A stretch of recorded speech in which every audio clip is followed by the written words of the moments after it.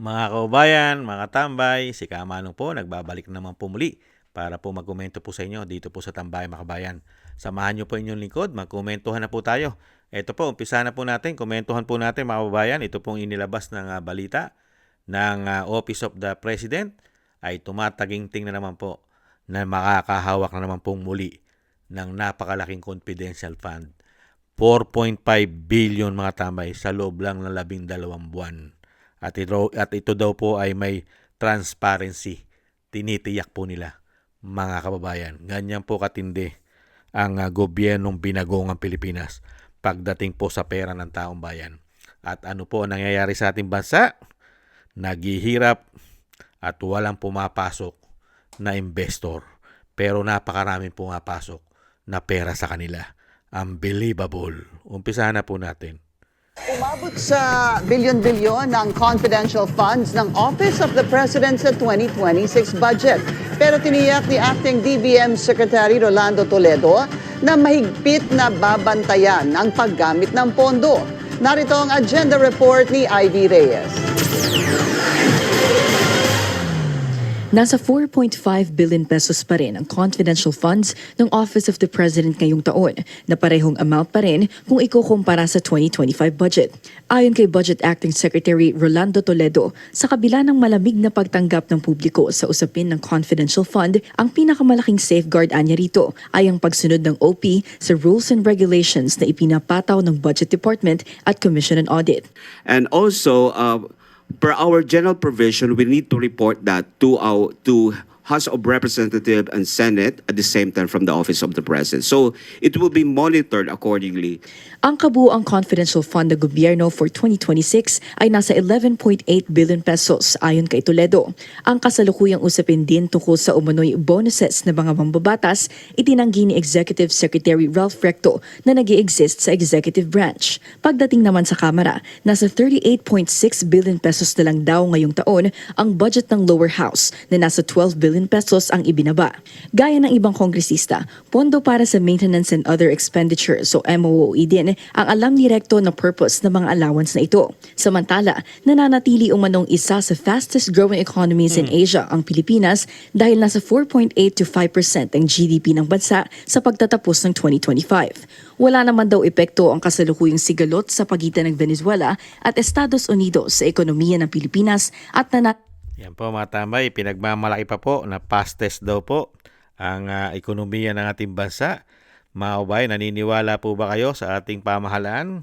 Kaya nga po wala na nagpapautang halos sa atin at walang pumapasok na investor na malaking investment. Hindi po ba? Sanay na sanay po yata silang magsalita at mangbudol at magsinungaling umano sa mga Pilipino. Ang totoo po, real talk, pera po ng taong bayan, buwis. Buwis po ng mga Pilipino, buwis po ng mga negosyante, buwis po ng mga OFW, ang malaki pong itinataas po ng kanila pong kabuhayan umano. Mapakalakas po ng pagpasok po ng kayamanan umano sa kanila. Hindi po ba? Yan po mga kababayan, taon-taon po yan. Tumataginting po na 4.5 billion mga kababayan. Billion po ang hinahawakan confidential fund ng Pangulo. Pero po ang ating bansa, nasaan po ngayon? Nasaan po ang korupsyon? May confidential fund, hindi makahuli na mga magnanakaw. Kontrolado yata ang mga magnanakaw sa laki ng confidential fund. Hindi mapangalanan ang mga magnanakaw ng mga politiko sa laki ng confidential fund. Malalang malala ang pulburon. Ang mga pulburon lord, mga kriminal, nagbabalik ang mga makakaliwa, mga smuggler sa custom, isang damukal na naman sa dami ng confidential fund. Ano na nangyari sa ating bansa? Saan kaya ginagamit ang confidential fund, mga kababayan? Saan? Pambayad sa mga trolls? Pangtakip? Para po walang makita? Ang sinasabing kritiko, kailangan pagtakpan ang lalaban sa kanila? O sinasabing pangsuhol para hindi sila iwanan. Diyan kaya nagagamit ang confidential fund nila, mga kabayan. At napakalaki po ng mga confidential fund nila. Pangulo pa lang yan. Wala pa ang mga confidential ng ibang departamento katulad ng DOJ, Ombudsman, DILG. Di ba? Ang National Defense natin, DND. Hindi po ba? Billion din po yan. Yung dating ang Ombudsman, Secretary, yung dati pong DOJ Secretary na si Boying ay nakahawak din po ng tumataginting na 1.5 billion confidential fund nung panahon siya ay DOJ Secretary. At ngayon po ay hindi po bababa sa kalahating bilyon ng mga confidential fund po niyan. Ganon din po ang DILG.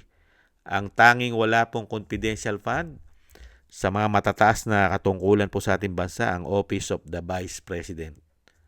Wala po siyang hinihingi na magmula nung ipolitika nila ang confidential fund ng Vice President na 125 million na pilit pang ini-impeach ng mga demonyo at mga walang yang mga politiko umano sa ating bansa. Hindi po ba? Tapos sasabihin nila maayos at transparency ang paghawak at ito'y magagamit sa tama. Mga kababayan, tama po ba ang direksyon ng ating bansa ngayon nung mula po nung sila'y umupo? Hindi po ba puro paghihirap? Puro paghihigpit? Wala na nga tayo yung mga sintro na tali nga natin, nagkapiktas na sa sobrang higpit, mawawayan at hirap ng buhay sa panahon po nang sila'y umupo. Ang maganda lang po ang buhay ay sila-sila na mga nakikinabang sa administrasyon umano. Dahil sila po'y busog na busog pagkakaalyado kanila. Hindi po ba? At ipinagmamalaki po ang mga budget. Bumaba pa raw ang budget ng Kongreso, mga bayan. Bumaba pa. Pero ang sinasabi nga ni Senadora Amy Marcos, kinap-chap lang nila. Giniling, inilagay sa ibang departamento. Inilagay at sila rin ang kukuha raw umano. Ganyan po katatalino ang mga hayop na yan umano pagdating po sa pera, mga kababayan. Yan po, mga kababayan, ano ang napala ng mga Pilipino? Ano ang napala natin sa ating buwis sa hinahawakan 4.5 billion ni Bongit, ni Bangag, mga kababayan? Ano ang napala natin sa 4.5 billion na confidential fund pa lamang niya? Wala pa po ang pondo ng kanyang opisina na billion-billion din po ang Office of the President. Ano po ang napala ng taong bayan sa kanila, mga kababayan? Meron po ba? Maraming salamat po sa nakagusto po ng ating Tambayang Makabayan sa YouTube at TikTok. At ganoon din po sa ating mga subscribers. Maraming salamat po. Thank you po sa inyo. Mabuhay po kayong lahat. Shoutout po. At thank you rin po sa mga nagbibigay po ng biyaya at tulong. Shoutout po sa inyo. Kay Eric Hershaw ng Canada, kay Balance Vision TV, kay Tatay Nick ng Canada, kay Annie Jo, kay Nancy Lumampaw, kay Gay at Siena, Norma Garcia, Michelle Yamaguchi, Rosalina, Wills Babol, Arpel Villacorta, Teodorico Erguisa Jr., ako si Pilam, Jovelyn Watanabe ng Japan, Jem Aris ng United Arab Emirates, Baby Roman, Ate Isa ng Cagayan, Julieta Silona ng Sydney, Australia, Gina Ray Solidides ng Berlin, Germany, Jake Yahut ng Maisog, California, USA, Kingston ng Hong Kong, si Bei Chichiyoko. Thank you po, mga kabayan.